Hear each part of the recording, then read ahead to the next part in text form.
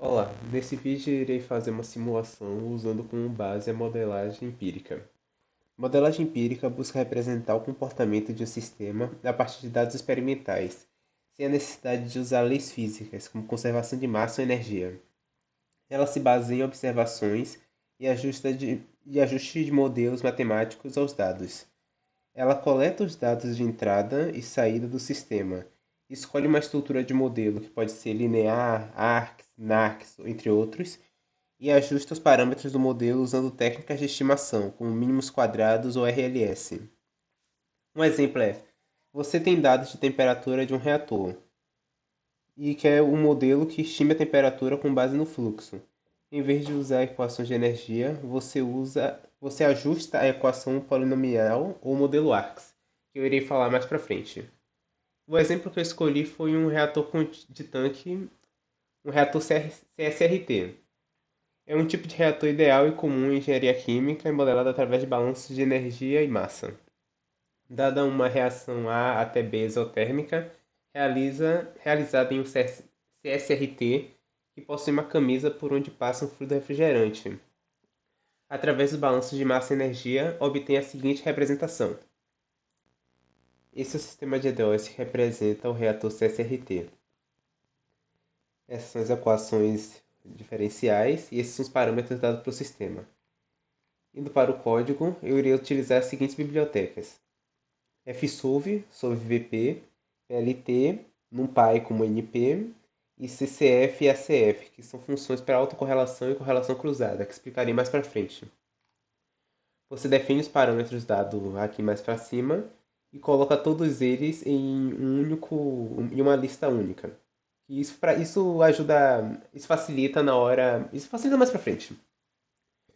A partir daqui eu iria definir os valores de QF e TF. Eu estou fazendo isso porque eles serão as entradas do sistema e quero que esses valores alternem com o passar do tempo. E farei isso da seguinte forma: criei duas funções, uma para QF e TF, e o index virá mudar dependendo do período ou do tempo exato em que o sistema está atualmente. Isso muda periodicamente e pegando cada um dos valores dada essa lista que eu defini mais para cima. A mesma coisa ocorre para o TF. Agora indo para a função seguinte, temos a função do estado estacionário. Normalmente em outros vídeos foi abordado que o estado estacionário é dado com tudo zero. Aqui eu fiz de uma forma um pouco diferente. Eu defini o estado estacionário como sendo a EDO, porém em uma condição específica. Ainda é tudo zero, só que eu deixei de uma forma um pouco mais fácil se eu caso eu queira modificar mais para frente. Agora aqui mais para baixo tem a real EDO que será utilizada, em que a gente se baseará para fazer as estimações. Aqui eu defini a função de simulate. Aqui irá definir e retornar o solvevp, que vai ser utilizado para estimar os gráficos de cada um dos componentes, de cada uma das saídas do sistema.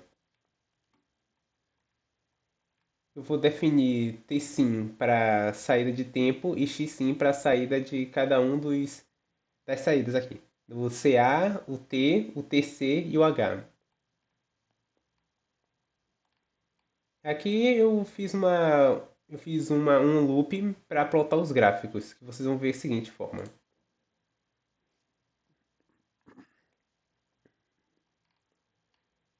Esses são os gráficos que representam o comportamento de cada um das saídas do sistema, sendo a concentração de ar, a temperatura do reator, a temperatura do fluido de resfriamento e a altura do reator. Vale notar que ele tem esses comportamentos anormais porque é um estado estacionário do sistema. Isso não é plausível fisicamente, claro, mas ele faz sentido de um ponto de vista do código. Vale ressaltar que se eu modificar o código, eu posso acabar encontrando um ponto de equilíbrio que ajude o comportamento mais realista, alterando os parâmetros ou então tentando, tentando alterar o comportamento das entradas. Mas infelizmente eu tentei isso por horas e acabei não achando nenhum. Então resolvi continuar só para dar ideia de como do funcionamento. Indo agora para a parte de correlações, primeiro temos a autocorrelação. A autocorrelação mede quanto um sinal está correlacionado consigo mesmo em diferentes atrasos. Se a saída de um processo tem um comportamento oscilatório, a autocorrelação revelará esse padrão, com picos e vales regulares.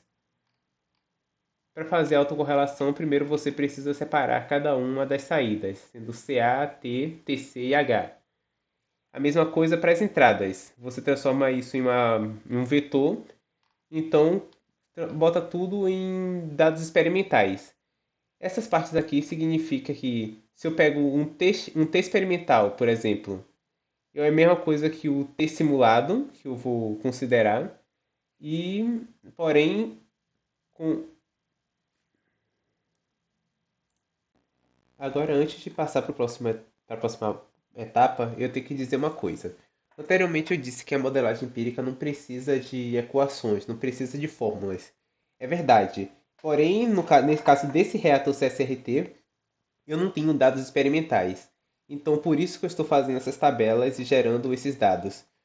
Eu vou passar eles como se fossem dados experimentais e utilizar para fazer a parte modelagem empírica de verdade. Mas isso não é necessário, como eu disse anteriormente. Você só precisa dos valores de entrada e saída do sistema e fazer os seguintes passos para fazer a modelagem empírica da forma correta. Agora indo para autocorrelação e correlações cruzadas.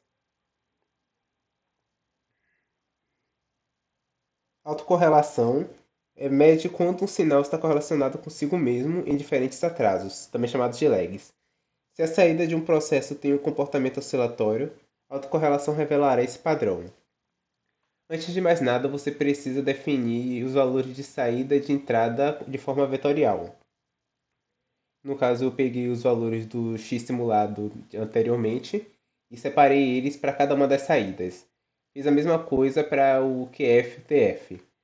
Nessa parte aqui, eu peguei um valor e resolvi usar ele como tempo de reamostragem.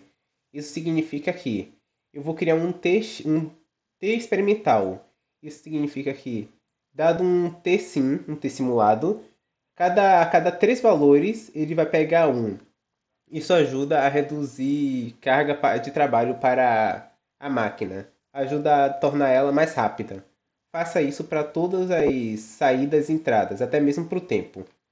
Nessa parte aqui você usa a função de autocorrelação e encontra como cada uma das saídas se correlaciona com ela mesma.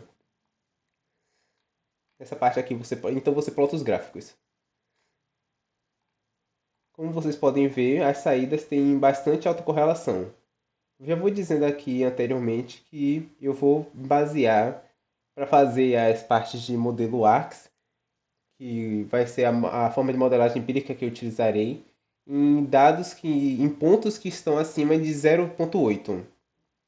Isso no início, pois caso esteja muito afastado, não tem não é muito confiável a informação.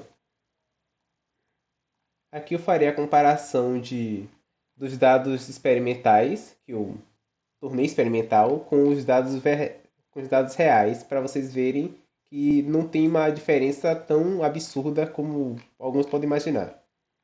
Aqui, como podem ver, a lista laranja é o dado original e os pontos azuis são os dados experimentais que estão três vezes menores que o original, mas possuem o mesmo comportamento, então é, é seguro para usar. Vale ressaltar que se o tempo de reamostragem for muito pequeno, ou seja, o valor for muito pequeno, isso pode aumentar a carga de trabalho para a máquina e deixar ela mal otimizada. Por outro lado, se for grande demais, os pontos ficarão muito intercalados. Então, caso tenha algum comportamento anormal ou diferente do padrão entre um ponto e outro, a parte de modelagem não irá identificar ele e o modelo poderá ficar incorreto.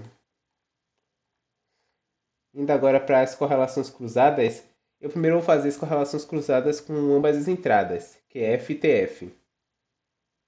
Então você plota o gráfico utilizando a função CCF. E aqui você verá que as entradas não têm muita correlação entre si. Como pode ver, já começa no valor negativo e vai ficando, vai subindo e descendo continuamente de uma forma bem irregular. Indo agora para a parte de correlação cruzada entre entradas e saídas, você faz a mesma coisa que a correlação cruzada entre ambas as entradas, porém individualmente para cada uma das entradas com cada uma das saídas. No caso, então, terão 6 gráficos, pois são duas entradas, ou terão 8 gráficos, pois serão duas entradas e 4 saídas. Plotando o gráfico.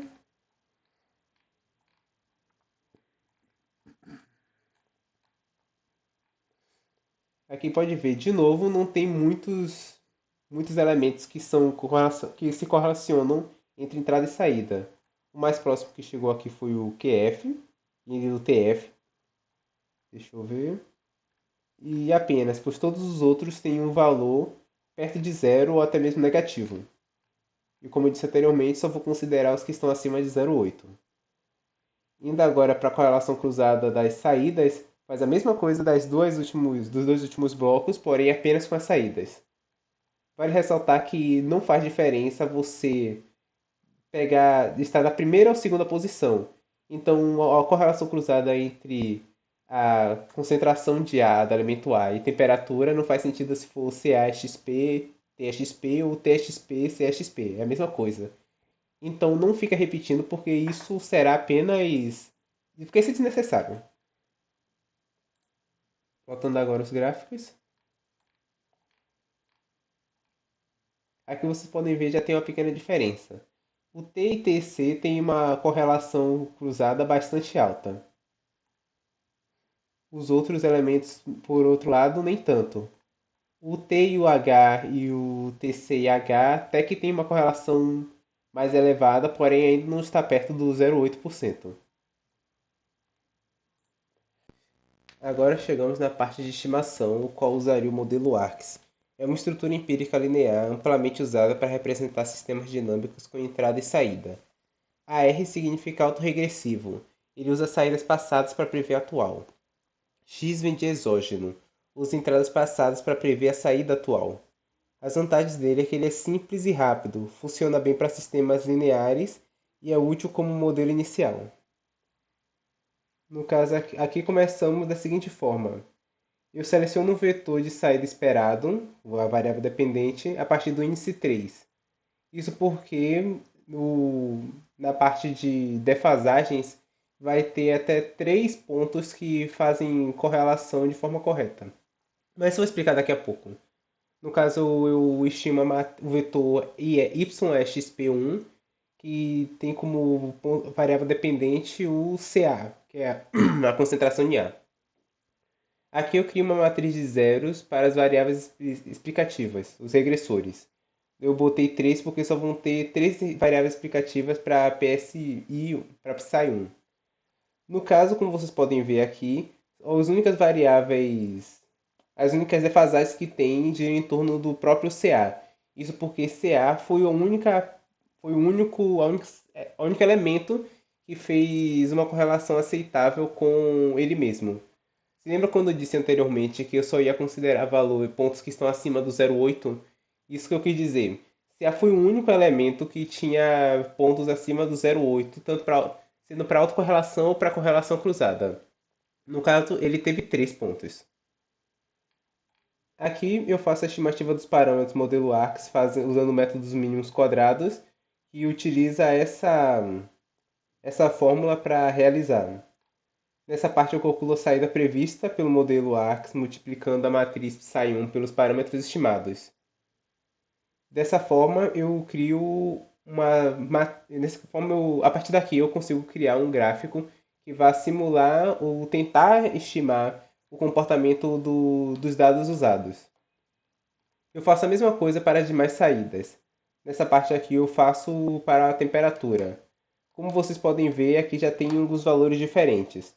No caso do T experimental, Ele tem dois pontos de correlação com ele, de autocorrelação, diferente do CA, que tem três, mas também tem dois pontos de correlação cruzada com TC. Por isso eu utilizei quatro colunas para defasagens. Repito o mesmo processo para T, indo para o TC, vocês podem ver que tem ainda mais correlações e autocorrelações. No caso do TC tem três correlações, tem três autocorrelações e três correlações cruzadas com T.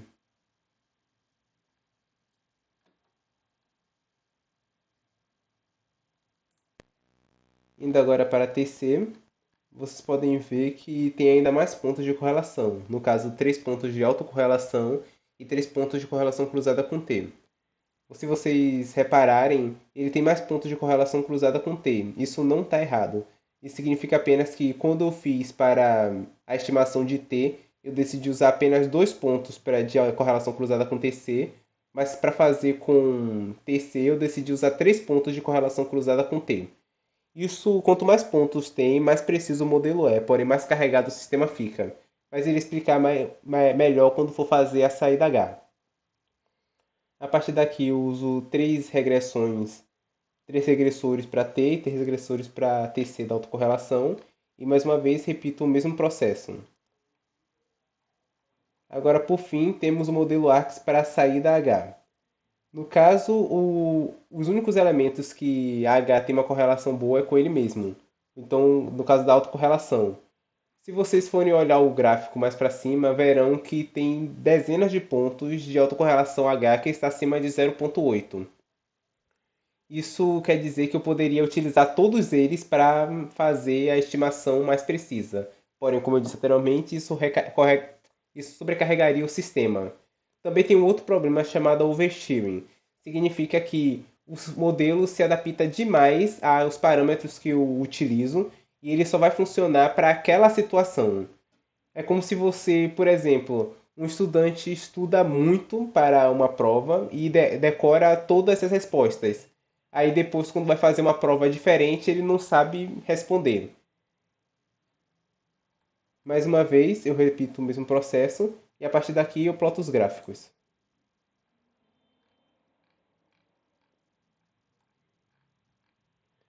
Como vocês podem ver aqui, o CA real, o traço azul representa a saída real, enquanto o CA pontilhado laranja representa a saída segundo o modelo ARCS.